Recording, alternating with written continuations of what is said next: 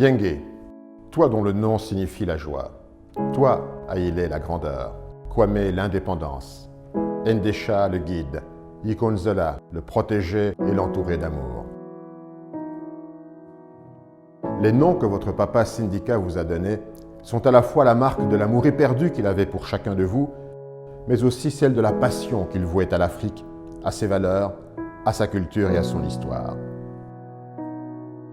Chacun d'eux est également une facette de son caractère. Ensemble, ils forment le tableau de sa vie qu'il construisait comme une œuvre d'art. Oui, la vie de Sindika était l'allégorie d'un chef-d'œuvre. Il la vivait comme une performance. Il vous appartient ensemble, par vos qualités et vos talents, de continuer à lui donner vie. Du loin que je le connaisse, Sindika a toujours eu de l'injustice une sainte horreur. Il avait une expérience que seuls ceux qui l'ont traversée peuvent évoquer en trouvant les mots. La chute voulue, programmée, planifiée de son père a profondément marqué sa vie. Il est des douleurs qu'on cache par pudeur et fierté. Au lieu de le pousser au fatalisme et à l'abattement, l'adversité avait conduit Augustin, son père, à se battre pour l'honneur de son nom et celui de sa famille.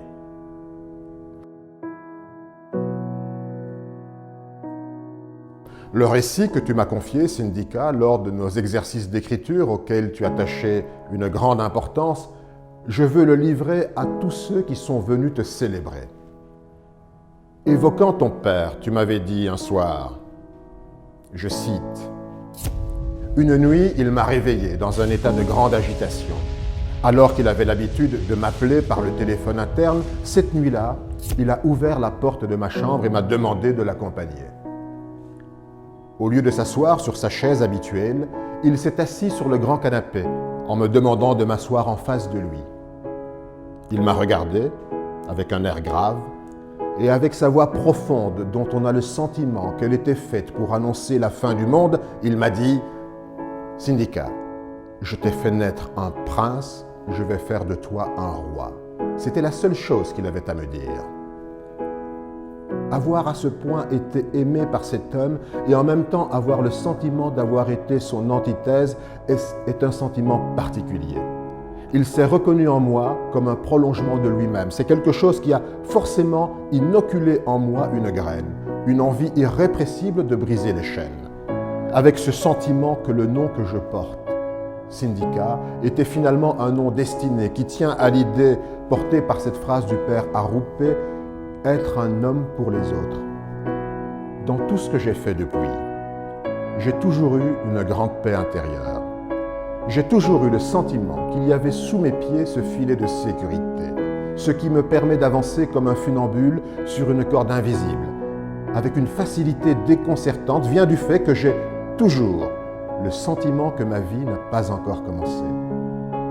J'ai le sentiment que tout ce que j'ai fait jusqu'ici n'était qu'une préparation. Fin de citation. Du combat de son père, Sindika a puisé une force vitale qui l'a conduit, lui aussi, à ne jamais baisser les yeux, à résister et à se battre sans relâche. De cette injustice, il a cultivé le besoin impérieux de la réparation et le devoir de ne jamais céder à l'usure de l'âme. Toute sa vie, Sindika est demeuré une fenêtre ouverte sur le prochain, un regard au-dessus de l'indifférence, une voix au milieu du silence. C'est à cette époque, lors de son retour au Congo, que je l'ai connu. 25 ans de vraie fraternité qui ont toujours commandé une extrême discrétion. Je veux ici que chacun sache qui était Sindika. Isabelle, Anne, Manzanza, Luzolo, vous les enfants. Tous ceux que les circonstances ont empêchés d'être à vos côtés, à chaque heure de votre peine et de votre douleur, font ici, furtivement par le cœur et la pensée, le vertigineux trajet qui nous sépare. Avec Konema, Greg, Louis, Pascal, Patrick et une poignée d'amis fidèles, j'ai eu le privilège d'être de ceux qui ont vu s'annoncer, se former, puis grandir un homme hors du commun. Un être lumineux par la beauté, la grandeur, l'indépendance d'esprit, l'autorité et l'amour. Dans la fidélité, nous apprenons à n'être jamais consolés. Nous touchons tous au temps cruel du suprême désespoir. Nos larmes tracent le sillon des souvenirs qui rendent ton absence infiniment douloureuse, Syndicat. Mais il nous appartient aujourd'hui d'entretenir jalousement l'horloge de la vérité. Celle dont les aiguilles n'indiquent pas chaque heure du temps, mais la beauté de l'œuvre réalisée par Syndicat, de sa vision, de ses combats. Ce devoir de vérité, nous le lui devons, car de tous, Syndicat était d'une nature désintéressée et généreuse. C'est l'homme, parmi ceux que j'ai connus, qui savait le mieux donner de sa personne et partager tout l'or de sa nature. En réalité, il ne partageait pas. Il donnait par l'éclat de sa présence, les conquêtes de sa pensée, les mots choisis de son discours, l'envie de l'accompagner sur son chemin. Syndicat était bien, comme son nom l'indique, l'envoyé. « Je t'ai fait naître un prince, je vais faire de toi un roi », avait dit son père. Prince, le Syndicat l'était absolument. Il en avait toutes les qualités. Physique, il avait la beauté. Morale, il avait profondément ancré en lui une noblesse de cœur, une distinction naturelle jamais feinte, un courage qui le portait à se mettre en danger et à relever les défis sans renoncer jamais. En tout, il pouvait exceller. Tous, nous pouvons le dire, il avait quelque chose de rare dans sa manière d'être. Il apportait très haut des valeurs souvent oubliées ou négligées, telles que les gestes d'attention, l'écoute, la courtoisie, l'empathie et la retenue en toutes circonstances. Il avait aussi quelque chose de chevaleresque. Il pouvait exprimer mieux que tout le monde la beauté du geste. Ces gestes, il savait les poser sans jamais obliger. Il avait le sens du geste gratuit, sans rechercher les fidélités, mais en cultivant la fidélité. Être un homme pour les autres, cette phrase du père Arrupe était sa ligne de conduite. Il était aussi l'homme de blessures cachées, mais toujours d'une élégance extraordinaire. De ses blessures, il fera sa force intérieure, qui lui permettra de réussir dans tous les domaines qu'il va embrasser. Tout chez lui paraissait facile. Rien ne l'était vraiment.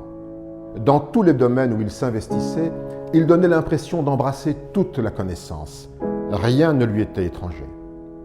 À son talent et son éloquence naturelle, Syndicat alliait les qualités d'un travailleur en quête permanente de perfection. Son intelligence était le fruit de ses lectures, de ses recherches passionnées et de ses rencontres. Pour lui, la formation n'avait rien d'académique. Elle était un souci permanent. En toute chose, il refusait de se contenter de la surface pour entrer dans la profondeur. Que ce soit dans le monde des affaires, celui de la culture et des arts ou de l'engagement social et politique, il avait toujours en lui de l'épaisseur. Une forme de spiritualité le poussait au dépassement, à chercher le meilleur et à ne pas se contenter des fruits du hasard ou des circonstances.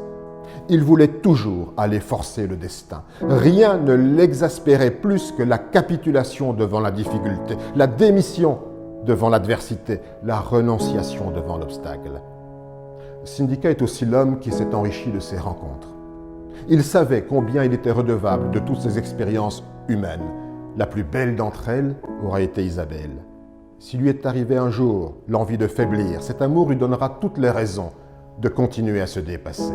Syndicat n'eût tout à fait été Syndicat sans le regard d'Isabelle. Exigeant comme il le voulait lui-même, bienveillant comme tout homme l'espère dans le creux de l'intime.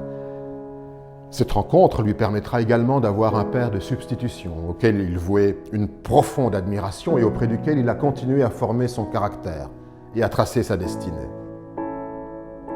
Du petit enfant métis guidé par sa maman, les yeux écarquillés devant les merveilles du monde dans les musées, au plus grand collectionneur d'œuvres d'art africaines, la vie de Syndicat est le récit d'une transformation, d'un parcours vers l'homme sensible. C'est parce que Anne, sa maman, a su, comme le chante l'artiste, le prendre par la main pour l'emmener vers demain, pour lui donner la confiance en son pas, le prendre comme un roi, qu'il est devenu Syndicat. Il faut convoquer Kamara Laye, Senghor, Césaire, Cheikh Anta Diop, Amadou Kourouma, Kateb Yassine, pour mieux comprendre Syndicat et son irrépressible volonté de restituer à l'Afrique sa dignité et sa grandeur.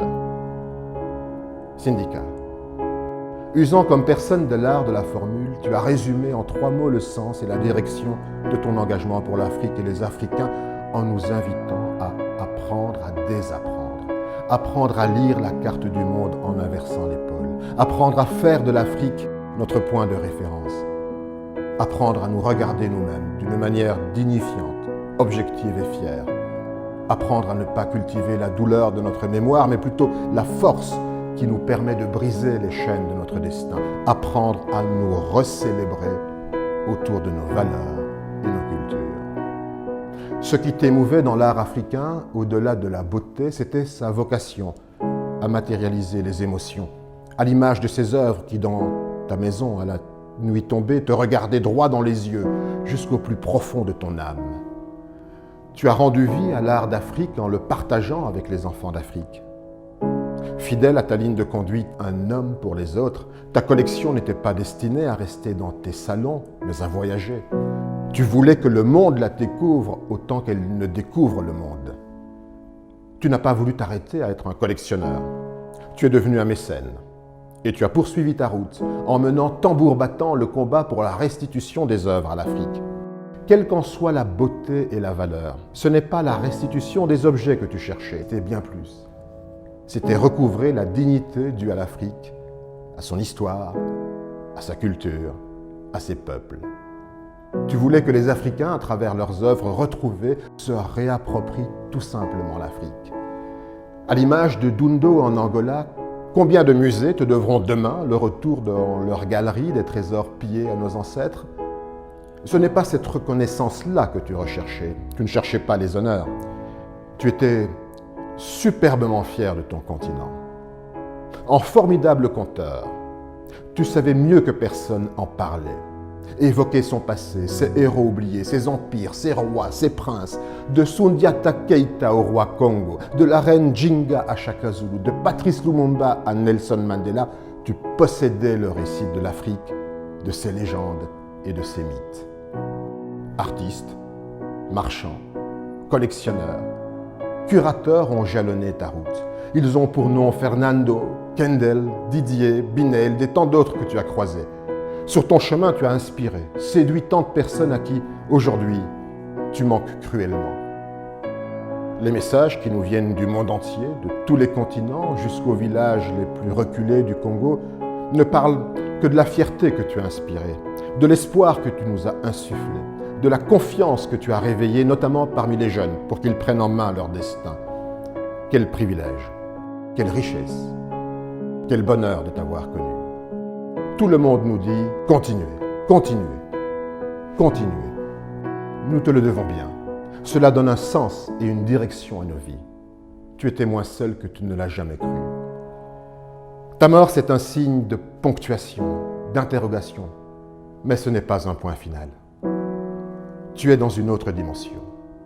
Nous sommes en colère contre toi. L'amertume domine nos larmes. Ton départ nous laisse désemparés. Pas toi, pas maintenant, pas comme cela. Mais qui sommes-nous pour décider de la manière et quand tu devais partir? Quel genre de départ aurions-nous souhaité que tu aies? Qui sommes-nous pour en décider? On prend acte, on prend date. Tu as fait ta part, mais quelle part immense! Tu aurais pu rester tranquille dans ton confort en distribuant les cartons rouges et en jouant aux arbitres des élégances à partir de ton salon. Mais non, ce n'était ni ton genre, encore moins ton style.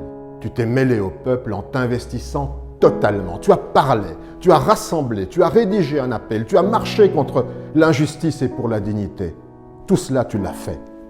Cela t'a valu un exil, des faux procès.